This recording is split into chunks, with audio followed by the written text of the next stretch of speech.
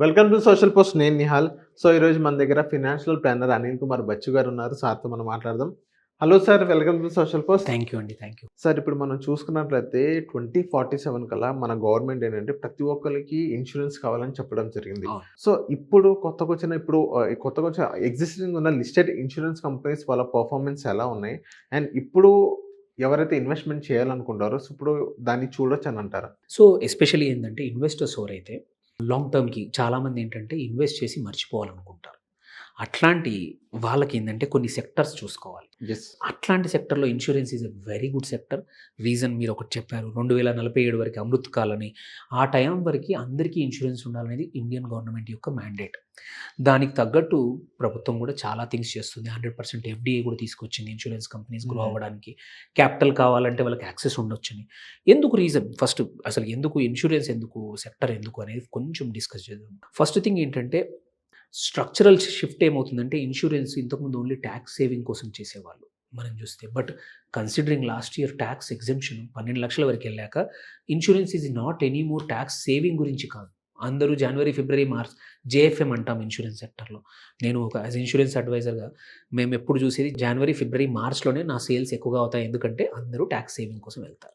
But అక్కడ నుంచి మారిపోయింది, రియాలిటీ మారిపోయింది. అందరికీ అవసరం లేదు ఇప్పుడు ట్యాక్స్ సేవింగ్ కోసం. ఎందుకంటే 12 లక్షల వరకు ఎటువంటి ట్యాక్స్ లేనప్పుడు నీకు ఇవి అవసరం లేదు. ఇది ఓన్లీ నీ అవసరానికి కొనుక్కోవాలి తప్ప, అంటే నీకు సూటబిలిటీ ఉందని కొనుక్కోగానే ట్యాక్స్ సేవింగ్ కోసం కాదు. ఓకే. సో అంటే నీడ్ బేస్డ్ అండ్ అవసరానికి కొంటున్నారు. ఇప్పుడు అవేర్నెస్ పెరిగింది. ఫార్మలైజేషన్ ఆఫ్ ఎకానమీ, అందరికీ డబ్బులు వస్తున్నాయి కాబట్టి అందరూ కూడా అరే నాకు ఇన్సూరెన్స్ ఉండాలి. ఏంటి నా అటు హెల్త్ వైజ్ కానీ ఇటు లైఫ్ వైజ్ కానీ నా ఇన్కమ్ అయిపోతే ఎలా, ఆర్ నాకు సడన్గా ఇబ్బంది వస్తే ఇన్ని రోజుల సేవింగ్స్ అంతా హెల్త్ హాస్పిటల్కి పోయాలి అని మారింది. సెకండ్ ఏంటంటే బీమా సుగం అనే గవర్నమెంట్ ఒకటి మొదలుపెట్టింది. ఇక్కడ ఏంటంటే యూపీఐ లైక్ డిజిటల్ ఇన్ఫ్రాస్ట్రక్చర్ ఇన్సూరెన్స్కి కూడా లో కాస్ట్ వైడర్ రీచ్ కోసం బెటర్ మార్జిన్స్ కోసం చేశారు బీమా సుగం అని చిన్న చిన్న ఊర్లలో. అండ్ హ్యూజ్ అండర్ పెనిట్రేషన్ ఉంది. ఎక్కడైనా సరే మనం ఎప్పుడైనా ఏ సెగ్మెంట్కి వెళ్ళాలి, ఎక్కడైతే మార్కెట్ పెరగడానికి మార్కెట్కి ఆపర్చునిటీ ఉండాలి. సో ఇక్కడ చూసుకుంటే లైఫ్ ఇన్సూరెన్స్ ఓన్లీ పెనిట్రేషన్ ఏంటంటే 3.2% ఇండియాలో. ఓన్లీ 3.2% పాపులేషన్కే లైఫ్ ఇన్సూరెన్స్ పాలసీలు ఉన్నాయి. వరల్డ్ వైడ్ యావరేజ్ తీసుకుంటే 7% గ్లోబల్లీ. ఓకే.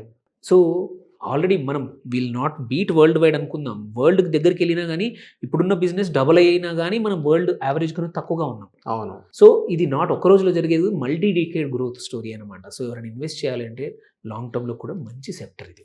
దాంతోపాటు సేవింగ్స్ అన్ని ఫైనాన్షియలైజేషన్ అయిపోతున్నాయి. ఇంతకుముందు క్యాష్లో పెట్టుకునే వాళ్ళు వాటిల్లో. ఇప్పుడు అక్కడ నుంచి అందరూ ఈజీగా యాప్స్ ద్వారా కూడా అటు గోల్డ్, రియల్ ఎస్టేట్ నుంచి యాన్యుటీకి, పెన్షన్స్కి, మ్యూచువల్ ఫండ్స్కి, ఈటీఎఫ్స్కి, స్టాక్స్కి అన్నిట్లో ఇన్వెస్ట్ చేస్తూ ఉన్నారు. సో మనుషులకు కూడా అవేర్నెస్ పెరిగింది ఫార్మలైజేషన్ ఆఫ్ ఎకానమీ వల్ల, ఇన్వెస్ట్మెంట్స్ వల్ల. అండ్ లాస్ట్ ఇంకో ఇంపార్టెంట్ ఏం జరిగిందంటే మనం చూస్తే పోస్ట్ కోవిడ్ అందరికీ హెల్త్ ఇన్సూరెన్స్ యొక్క వాల్యూ తెలిసింది. సో హెల్త్ ఇన్సూరెన్స్ లేకపోతే ఎలా కుటుంబాలు రోడ్డున పడవచ్చు, అంటే మీ లైఫ్ సేవింగ్స్ అన్నీ ఎగిరిపోతాయి, మీ బంగారం సేవింగ్స్ ఏవైనా సరే ఎట్లా కరిగిపోవచ్చు ఒక 4 రోజులు హాస్పిటలైజ్ అయితే అందరికీ తెలిసింది. అండ్ హాస్పిటల్ ఇన్ఫ్లేషన్ కూడా అలాగే ఉంది. హాస్పిటలైజేషన్లో హెల్త్ కేర్ ఇన్ఫ్లేషన్ కూడా 15% పెరుగుతూ ఉంది. చిన్న చిన్న జబ్బుల కోసం హాస్పిటల్కి వెళ్ళినా ₹1,00,000 లేనిది బయటకు రావట్లేదు. అవును. సో అందరికీ హెల్త్ ఇన్సూరెన్స్ మీద అవేర్నెస్ వచ్చింది. ప్లాట్ఫామ్స్ పెరిగాయి, టూల్స్ పెరిగాయి, తీసుకోవడానికి మార్గాలు పెరిగాయి. సో పెనిట్రేషన్ పెరిగినప్పుడు ఇన్సూరెన్స్ కంపెనీలు సో లాభం పొందుతాయి. లిస్టెడ్ కంపెనీస్ లాంగ్ టర్మ్కి ఇన్వెస్ట్ చేయాలి అంటే one of the good sector ఏంటంటే ఇన్సూరెన్స్ సెక్టర్. ఓకే. సో ఇక్కడ ధైర్యంగా కొన్ని 1-2 స్టాక్స్ని యాడ్ చేసుకోవచ్చు. ఇంకా కొన్ని కంపెనీలు లిస్టింగ్కి రాబోతున్నాయి ఈ సంవత్సరము. సో వాటిని యాడ్ చేసుకొని కొంచెం రీసెర్చ్ చేసుకొని ఇట్లా సెక్టర్ వైజ్ కూడా స్టడీ చేసుకుంటే ఏంటంటే కొన్ని సెక్టర్స్ అవుట్డేట్ అయిపోతూ ఉంటాయి. బట్ కొన్ని సెక్టర్స్ సన్ రైజ్ సెక్టర్స్. ఇది అట్లాంటి సెక్టర్. ఎందుకంటే పెనిట్రేషన్ ఇంకా పెరగబోతోంది.